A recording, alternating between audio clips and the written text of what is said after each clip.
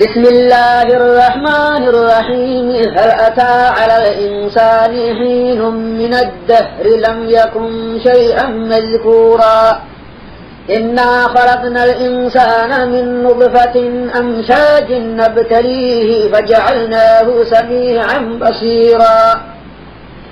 إنا هديناه السبيل إما شاكرا وإما كفورا إنا أعتدنا للكافرين سلاسلا وأغلالا وسعيرا إن الأبرار يشربون من كأس كان مزاجها كافورا عينا يشرب بها عباد الله يفجرونها تفجيرا يوفون بالنذر ويخافون يوما كان شره مستطيرا ويطعمون الطعام على حبه مسكينا ويتيما وأسيرا إنما نطعمكم لوجه الله لا نريد منكم جزاء ولا شكورا إنا نخاف من ربنا يوما عبوسا قمطريرا فوقاهم الله شر ذلك اليوم ولقاهم نظرة وسورا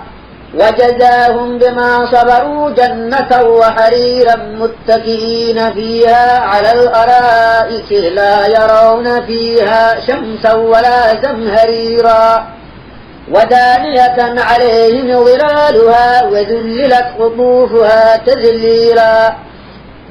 ويضاف عليهم بآنية من فضة وأكواب كانت قوارير من فضة قدروها تقديرا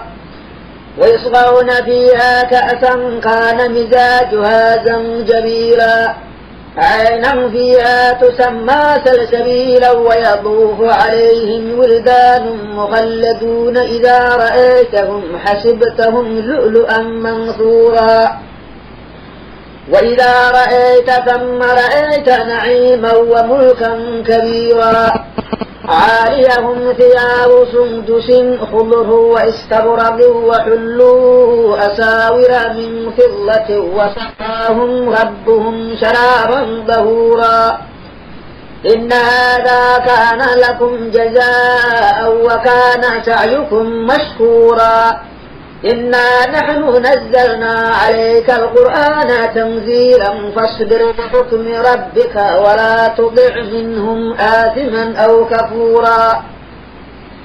واذكر اسم ربك بكرة وأصيلا ومن الليل فاسجد له وسبحه ليلا طويلا إن هؤلاء يحبون العاجلة ويذرون وراءهم يوما ثقيلا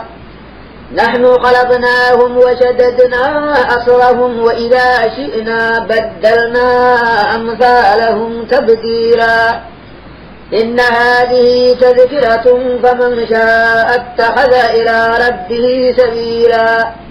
وما يشاءون إلا أن يشاء الله إن الله كان عليما حكيما يدخل من يشاء في رحمته والظالمين أعد لهم عذابا أليما